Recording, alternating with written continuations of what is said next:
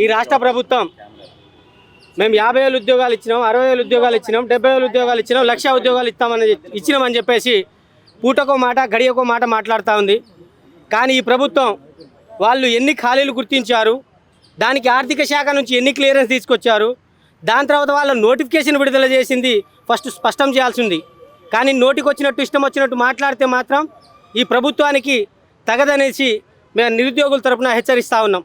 అదేవిధంగా పోస్టులు ఇప్పటికీ ఇంకో 6 నెలల దాకా ఉద్యోగాలు ఇచ్చే పరిస్థితిలో రాష్ట్రంలో కనబడతలేదు. ఎందుకంటే దాదాపు 22 నెలలు అవుతుంది ఈ ప్రభుత్వం వచ్చి అధికారంలో, కానీ ఒక్క ఉద్యోగ ఖాళీలను కూడా గుర్తించలేదు ఈ ప్రభుత్వం. దాని ప్రకారం ఈ ప్రభుత్వం చిత్తశుద్ధి నిరుద్యోగులపైన ఏ విధంగా ఉందో అర్థం చేసుకోవచ్చు. అదేవిధంగా ఇప్పటికే ప్రమోషన్ల మీద ప్రమోషన్లు 2 ప్రమోషన్లు పోయినాయి. దాదాపు డిఎస్సిలో పోయిన సంవత్సరం డిప్యూటీ సీఎం గారు అసెంబ్లీ సాక్షిగా 22,000 ప్రమోషన్ అని చెప్పేసిరు, అదొక నోటిఫికేషన్ ఇచ్చారు. దాని ద్వారా కూడా భర్తీ చేయాల్సిన ఉద్యోగాలు 22 ఖాళీగానే ఉన్నాయి.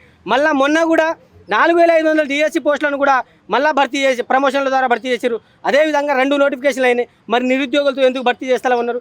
మీ జీవో ప్రకారం చూసుకున్నా కూడా 70% ప్రమోషన్ పోతే 30% డైరెక్ట్ రిక్రూట్మెంట్ ద్వారా భర్తీ చేయాల్సిందే కదా. అవి కూడా ఖాళీలు ఉన్నాయనేసి స్పష్టంగా తెలుస్తూ ఉన్నాయి కదా. మీరు ఎందుకు నోటిఫికేషన్ ఇస్తలేరు? అదేవిధంగా జీపీఓలకు సంబంధించింది కూడా దాదాపు 10,954 పోస్టులను కూడా మీరు ఆర్థిక శాఖ నుంచి క్లియరెన్స్ తీసుకున్నారు. మరి దానికి ఎందుకు భర్తీ చేస్తలేరు? అంటే మీకు ఉద్యోగాలు ఇచ్చే ఉద్దేశం లేదా? అదేవిధంగా ఎస్ఐపిసికి సంబంధించి కూడా 20,000 పోస్టులు కూడా ఖాళీలోనే ఉన్నాయి. అదేవిధంగా మన గ్రూప్ సంబంధించిన ఉద్యోగాలు కూడా భర్తీ చేయాల్సిన అవసరం ఉంది. గ్రూప్ 2 ఎందుకు భర్తీ చేస్తలేరు? మీరు గ్రూప్ 1కి సంబంధించి కేసులో పెండింగ్ ఉంది, అది తేలేది కాదు, చేసేది కాదు. మీరు చేసేది ఏదో మీరు చేసిన అన్యాయాన్ని కప్పిపుచ్చుకోవడానికి ఇక్కడి నుంచి అక్కడి నుంచి అక్కడ వెళ్ళడానికి ప్రయత్నిస్తూ ఉన్నారు. మరి ఎటువంటి అడ్డంకులు లేని గ్రూప్ 2 గ్రూప్ 3 ఎందుకు దాకా భర్తీ చేస్తూ ఉంది అంటే నిరుద్యోగులపై మీకు చిత్తశుద్ధి లేదనే విషయం ఈ కాంగ్రెస్ ప్రభుత్వం తెలుస్తూ ఉంది. గతంలో అనేక సార్లు మా దగ్గరకు వచ్చి మా లైబ్రరీలోకి వచ్చి మా స్టడీలోకి వచ్చి కూర్చున్నటువంటి కాంగ్రెస్ ప్రభుత్వము మీకు వస్తేనే 2 లక్షల ఉద్యోగాలు ఇస్తాము, సంవత్సరంలో 2 లక్షల ఉద్యోగాలు ఇస్తామని చెప్పింది. కానీ తీరా చూస్తే ఈరోజు 1,80,000 మాత్రమే ఖాళీ ఉన్నాయి. అంటే మోసం చేసి అధికారంలోకి వచ్చిన కాంగ్రెస్ ప్రభుత్వం మోసం చేసి అధికారంలోకి వచ్చిందని క్లియర్గా అర్థమవుతుంది. ఆ తర్వాత సంవత్సరంలో ఇస్తామని చెప్పేసి పాత అన్ని నోటిఫికేషన్లు ఇచ్చి ఎగ్జామ్లు రాసిన ఉద్యోగాలను పత్రాలు ఇచ్చి వాళ్ళ లెక్కలు వేసుకుంటున్నారు. ఏదైనా చట్టం ఉంటే చట్టం పాస్ అయిన తర్వాత ఆ చట్టం యొక్క విలువ ఉంటుంది. కానీ చట్టం రాకన్నా ముందే ఆ చట్టంకి సంబంధించిన విలువ లేకుంటుంది. ఒకసారి ఆ తర్వాత ఒక మంత్రి 50,000 ఒక ముఖ్యమంత్రి 60,000 ఇంకో మంత్రి 70,000 ఇంకో మంత్రి 1,00,000 అని చెప్పేసి నిరుద్యోగుల యొక్క జీవితాలతో ఆడుకుంటున్నారు. నిరుద్యోగుల పైన అనునిత్యం వీళ్ళ దాడి జరుగుతుంది. ముఖ్యమంత్రి స్థాయి నుంచి కింది స్థాయి వరకు అడుగడుగున దాడి జరుగుతుంది. నిరుద్యోగుల వైపున నిరుద్యోగుల విధానాలపైన దాడి జరుగుతుంది. ఈరోజు పోలీసులచే ఎక్కడ చూసినా అణచివేత గురి చేస్తున్నారు. ఒక రౌండ్ టేబుల్ సమావేశం పెట్టుకుంటామన్నా పోలీసులచే అణచివేత గురి చేస్తున్నారు. ఒక చిన్న మీటింగ్ పెట్టుకుంటామన్నా పోలీసులచే ఈ ప్రభుత్వం అణచివేత గురి చేస్తుంది. కానీ దయచేసి మీకు ప్రభుత్వానికి మేము కూడా మీ బిడ్డలమా మీ శత్రువులమా అనేది ప్రభుత్వం తేల్చుకోవాలి. మీ బిడ్డలమా మీ శత్రువులు అనేది మీరు ఒక స్టేట్మెంట్ ఇవ్వండి.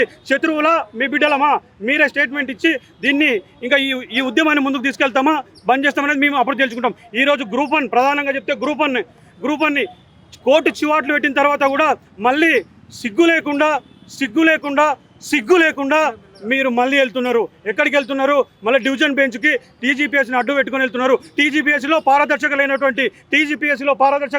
పారదర్శకత లేదు, ఇంటిగ్రిటీ లేదని చెప్పేసి కోర్టు చెప్పినా కూడా మళ్ళీ వెళ్ళి ఆ యావత్ తెలంగాణ నిరుద్యోగుల పైన ఉద్యమమే చేస్తున్నారు. మేము ఉద్యమం చేస్తే మా పైన మీరు యుద్ధం చేస్తున్నారు. అందుకే ఈ కాంగ్రెస్ ప్రభుత్వాన్ని కాంగ్రెస్ లీడర్లని హెచ్చరిస్తూ ఉన్నాం మేము ఈ వేదిక నుంచి. మీరు గనక ఇప్పుడే గ్రూప్ 1ని మా పైన యుద్ధం చేస్తున్నట్టు డివిజన్ బెంచ్ కోకుండా మళ్ళీ ప్రిలిమ్స్ నిర్వహించాలి. ప్రిలిమ్స్ నిర్వహించకుండా ముందే జీవో 29 రద్దు చేయాలని చెప్పేసి యావత్ తెలంగాణ నిరుద్యోగుల పక్షాన డిమాండ్ చేస్తున్నాం. స్వాగతిస్తున్నాం. రావడం ఇదొక్క రోజు వచ్చిపోవడం కాదు.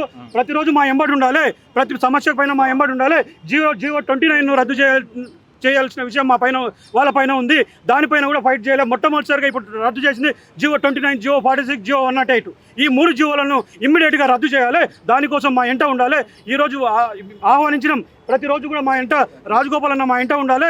అట్లా ఉంటేనే ఆ రోజు మేము ఆహ్వానిస్తాం. ఈ రోజు ఏం భరోసాని ఇచ్చిండు నిరుద్యోగులకు? మా ఎంట ఉండని భరోసా ఇచ్చిండు.